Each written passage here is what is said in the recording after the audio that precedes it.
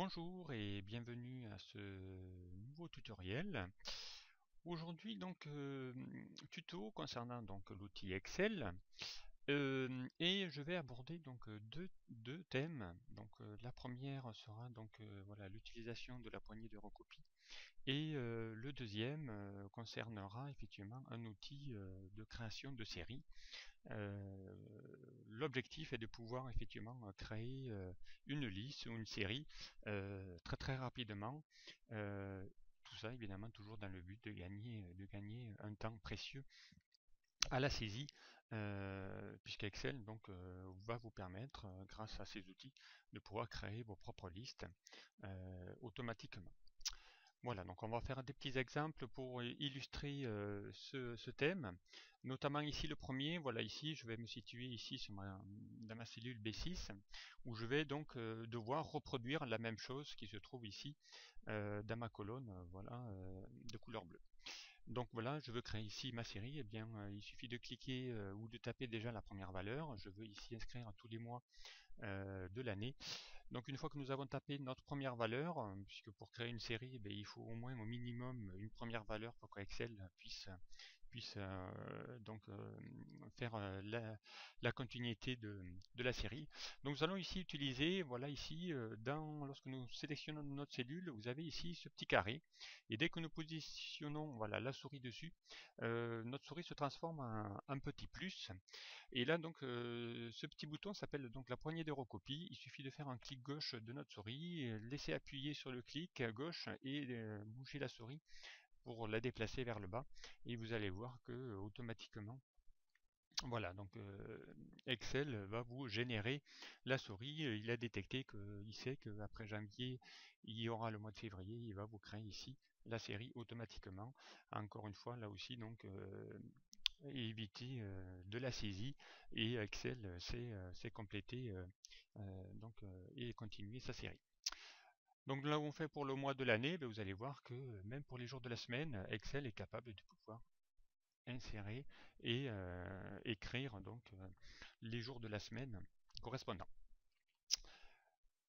Autre exemple ici, voilà, ça sera créer une série et l'incrémenter. Donc si j'utilise ici ma poignée de recopie vers le bas, bien là vous allez voir que Excel lui va par défaut copier la première valeur dans les autres cellules.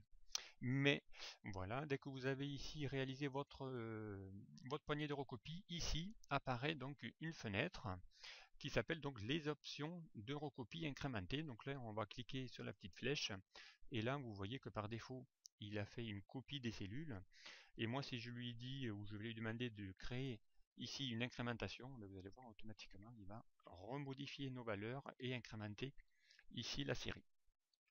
Pareillement, ici je vais refaire la même chose, je vais écrire le mois de janvier plusieurs fois dans mes cellules.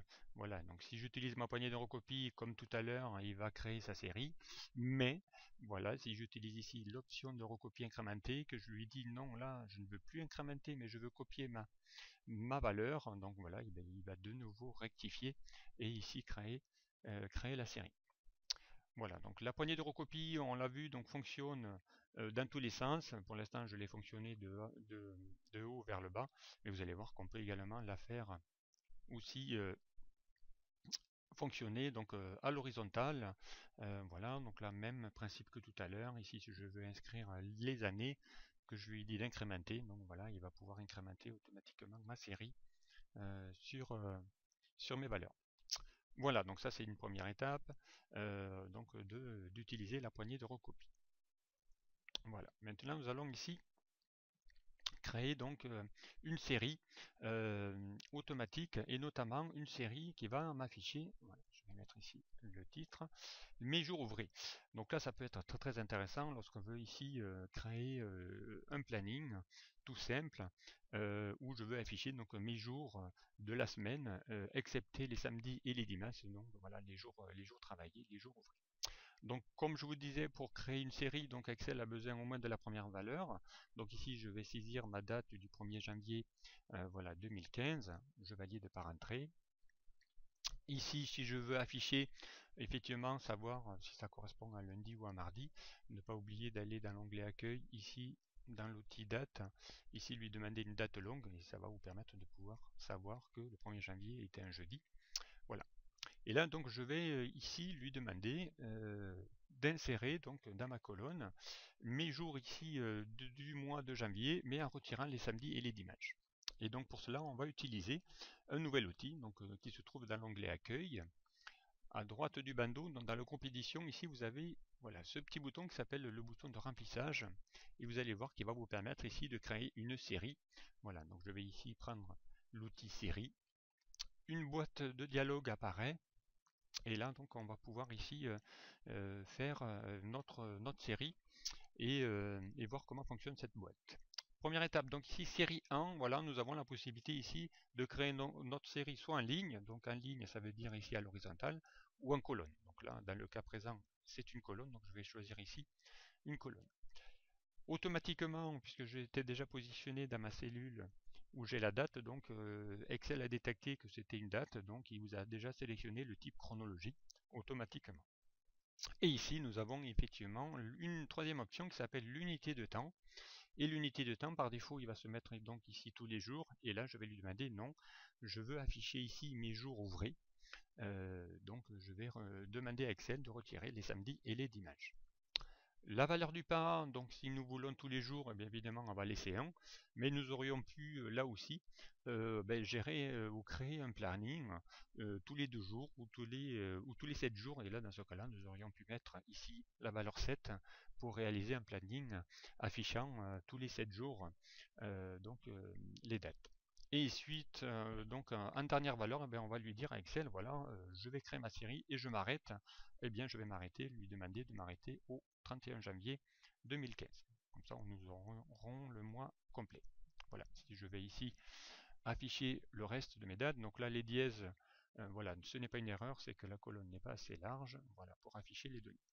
Et ici, vous voyez très bien que voilà, tout mon mois de janvier a été affiché. Il s'est arrêté le 30 puisqu'effectivement le samedi était le 31 janvier. Et donc, comme je lui ai dit d'afficher que les jours ouvrés, donc vous voyez que dans mon tableau, ni le samedi ni le dimanche apparaît. Voilà, donc ici vous avez commencé à réaliser une série automatique. Donc voilà, si je le fais ici pour le mois de février, eh le même principe, je mets 01, 02, 15 pour afficher la première date. Nous allons le refaire une deuxième fois. Voilà, nous allons ici utiliser l'outil remplissage. Nous allons créer une série en colonne chronologique, un jour ouvré. Et là pareil, je vais m'arrêter au 28 février 2015. Et là, il va créer donc ma série automatiquement. Si je sélectionne mes données pour lui dire d'afficher une date longue, voilà, donc il va ici m'afficher, il s'est arrêté au vendredi 27. Alors ici, vous allez me dire, oui, mais pourquoi le 1er février, il y a un dimanche? Eh bien, effectivement, le 1er février est tombé un dimanche, mais Excel donc a besoin au minimum de sa première valeur pour créer sa série. Donc, il ne peut pas en même temps supprimer cette valeur-là qui lui sert de référence pour la retirer et le tenir compte dans les conditions. Effectivement, la première date sera toujours affichée. Voilà, donc ici, mars et avril, voilà, ça aura été le même principe. Exemple ici, donc nous allons pouvoir créer un planning. Voilà, je vais ici générer mon planning 2015 où là je vais afficher effectivement toute mon année complète 2015, mais en retirant, puisque voilà, je travaille pas le samedi et le dimanche, donc je vais ici gérer mon planning et de faire en sorte d'afficher uniquement les jours de la semaine, excepté les samedis et les dimanches. Donc là, même principe, je vais taper ici ma première valeur du mois de janvier, voilà, 2015, et là je vais de nouveau utiliser mon outil de remplissage.